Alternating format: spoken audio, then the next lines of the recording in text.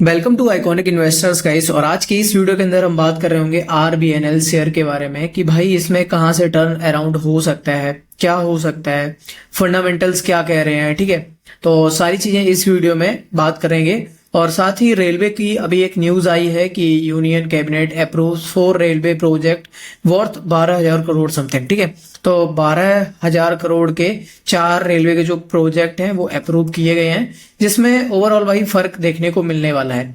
और वहीं बात करें, आप हमें ट्विटर पे या फेसबुक पे फॉलो भी कर सकते हैं, क्योंकि यहाँ पे हमने 26 अगस्त को यानी कि कल के दिन आपका जो ये आरबीएनएल का एनालिसिस है वो शेयर कर दिया था। ठीक है, और जो भी बैकग्राउंड में नॉइस आ रहा है उसके लिए थोड़ा सा यार माफ कर देना, क्योंकि गणेश जी रखे हुए हैं पास में, तो उसका थोड़ा सा वो हो रहा है। ठीक है, तो एनीवेज हम लोग यहाँ पे बात करते हैं कि हम लोग को क्या कुछ देखने को मिल सकता है। तो अभी हम लोग अगर यहाँ पे देखते हैं इसका टेक्निकल एनालिसिस, तो यहाँ पे आप देखोगे ये जो लेवल है, यहाँ पे रेड कलर में आपको जो लाइन दिख रही होगी, मैं यहाँ पे जूम कर देता हूँ थोड़ा सा, आपको आसानी रहेगी देखने में। सो यहाँ पे देखोगे ना 312 के आसपास यहाँ पे मैंने जैसे सर्कल बनाया हुआ है, एंड यहाँ पे देखोगे यहाँ से एकदम से थोड़ा सा जो शेयर है वो ऊपर गया है। ठीक है, वहीं आप पीछे देखोगे जाके ना, तो यहाँ पे सेम जगह पे, यहाँ पे मैं मार्क करता हूँ, इस जगह पे सेम जगह से भाई इस जगह से टकरा के थोड़ा सा नीचे गया था, एंड उसके बाद यहां से इसने अच्छा सा मूवमेंट हम लोग को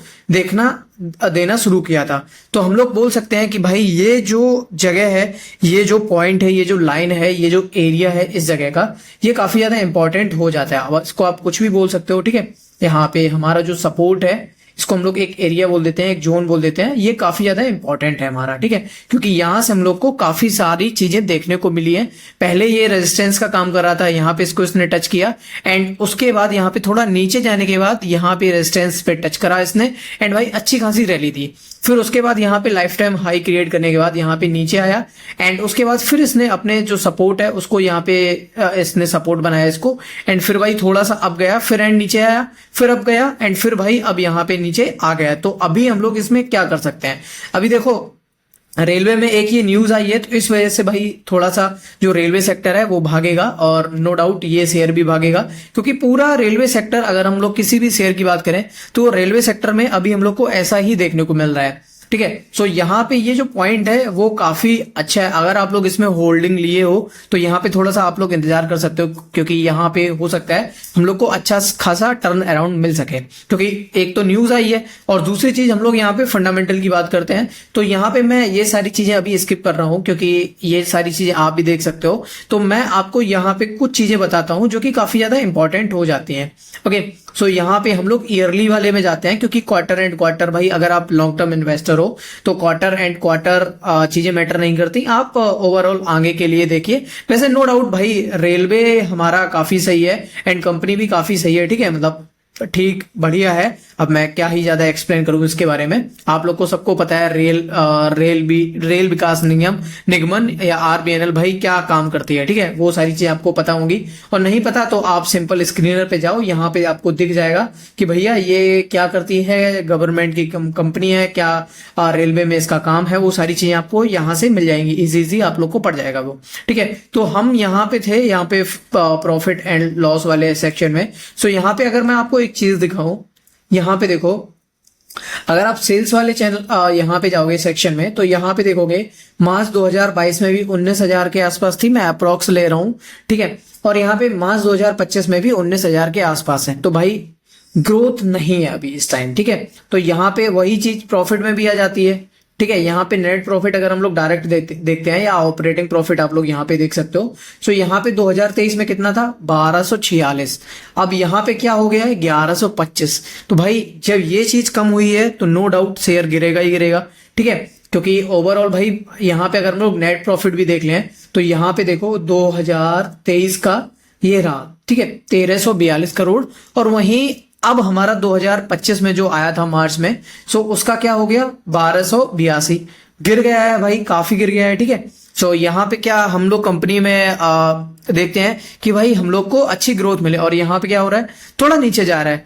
ठीक है, तो यहाँ पे ये सारी चीजें आपको देखने को मिल रही हैं। और वहीं अगर हम लोग यहाँ पे बोरोइंग्स की देखें, तो यहाँ पे अगर हम लोग आप देखोगे, सो यहाँ पे बोरोइंग्स बीच में इन्होंने कम करी है। ठीक है, मतलब पिछले क्वार्टर यहाँ पे, अब क्वार्टर बोल रहा हूँ, ईयरली में यहाँ पे अगर आप मार्च 2023 को कंपेयर करोगे तो यहाँ पे देखो कुछ भाई 1000 करोड़ के आसपास यहाँ पे जो उधारी है इनकी कम हुई है, ठीक है। सो यहाँ पे आप लोगों को ये एक प्लस पॉइंट इसमें नजर आया होगा। तो अभी उतना ज्यादा कंपनी में ग्रोथ हम लोग को देखने को नहीं मिल रही है, तो उस चीज के लिए क्या ही कर सकते हैं। और वही चीज अगर हम लोग यहाँ पे देखेंगे शेयर होल्डिंग पैटर्न्स में, यहाँ से भी काफी अच्छी हम लोग को एक वो मिलती है कि स्टॉक में आगे क्या हो सकता है। तो आप देखोगे प्रमोटर्स का जो स्टेक था पहले कितना था, 78 पॉइंट समथिंग, अभी 72 है। नो डाउट अच्छा है भाई, अच्छा माना जाता है। अभी लिया किसने किसने, ठीक है। पहले तो यहाँ पे FIIs का डेटा देखते हैं। FIIs के पास अप्रोक्स 5% चला गया, प्लस पॉइंट है। DIIs के पास चला गया 6 पॉइंट समथिंग, प्लस पॉइंट है। गवर्नमेंट ने भी थोड़ा सा लिया है। उसके बाद यहाँ पे पब्लिक के पास आ जाते हैं, तो पब्लिक के पास भी भाई थोड़ा बहुत हिस्सा यहाँ पे है, जो कि सही है, ओके ओके है। सो यहाँ पे कुछ ये चीजें थी फंडामेंटल की। बेसिक चीज आप ये समझो, यहाँ पे कंपनी ने थोड़ा सा जो अपनी उधारी है वो कम की है, ठीक है। और उसके बाद कंपनी का जो प्रॉफिट है, ग्रोथ मान लो आप, ठीक है, ग्रोथ यहाँ पे नजर नहीं आ रही है, आप ये समझो। अब आप क्या कर सकते हो, आपने यहाँ कहीं लिया है तो आप थोड़ा सा यहाँ पे एवरेज कर सकते हो, ठीक है, अपने हिसाब से। क्योंकि लॉन्ग टर्म आपका व्यू होगा तो आपका अच्छा खासा लॉस होगा यहाँ पे। अगर आपने यहाँ कहीं भी ले रखा होगा, यहाँ कहीं भी ले रखा होगा, तो आपका 20-30% आराम से ये गिर चुका है। मैं एक बार कैलकुलेट करके यहाँ पे बता देता हूँ, हाई से कितना गिर चुका है हमारा। 50%, 51% के आसपास गिर चुका होगा। और आपका भी भाई 20-25-30% लॉस में होगा, नो डाउट, ठीक है।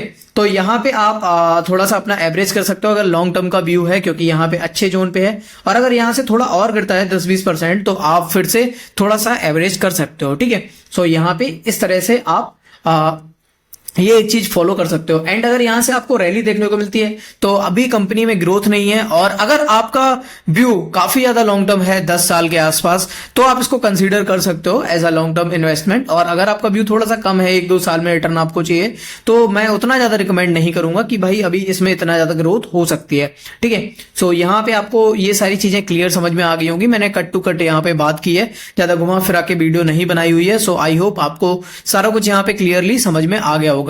तो मिलता हूं फिर गाइस नेक्स्ट वीडियो में। बाकी यहाँ पे आप हमें ट्विटर पे फॉलो कर सकते हो, टेलीग्राम पे फॉलो कर सकते हो, सभी के लिंक्स मैं इस वीडियो के डिस्क्रिप्शन में दे दूंगा। तो आप लोग मेक श्योर फॉलो कर लो, और वहां से आप डायरेक्ट अपना एनालिसिस देख सकते हो। बाकी मिलते हैं नेक्स्ट वीडियो में गाइस, तब तक के लिए बाय बाय, टेक केयर।